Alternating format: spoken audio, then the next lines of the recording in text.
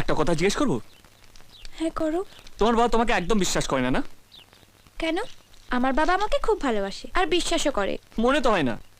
তাহলে উনি আজ তোমাকে আমার সাথে বাইকে দেখলেও বিশ্বাসই করতে না ওইটা তুমি। কি বলছো তুমি? তোমার বাবা তোমাকে সত্যি যদি সন্দেহ না করে থাকে, তাহলে আজ উনি কলেজে এসে যাচাই করে যেতেন না তুমি আছো কিনা। আর উনি যদি সত্যি তোমাকে বিশ্বাস করে থাকেন, তাহলে তোমার সাথে ওদের পাঠায় কেন? তোমার হাত ধরে রাস্তা পার করানোর জন্য?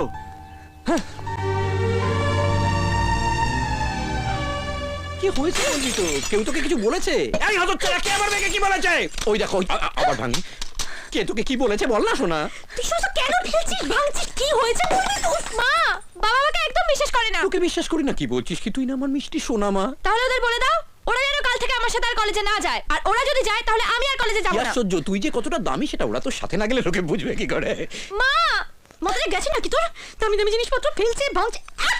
এই, কেউ ওর গায়ে একটা হাত দেবে না। ও ভাঙবে বলে এই বাড়িতে জিনিসপত্র সব ছাড়ানো রয়েছে। প্রত্যেক মাসের জন্য 5 লাখ টাকায় বাড়িতে ধরা থাকে। ভাঙবি রে মা, যখন ইচ্ছা হবে, যখন রাগ হবে তখনই ভাঙবি। এই নে, এই নে, ভাঙ তো, ভাঙ ভাঙ। আহ, হাতে লাগেনি তো? আচ্ছা ঠিক আছে, শোন না, ওরা তোর সঙ্গে গেলে বুঝতে পারছিস না কেন?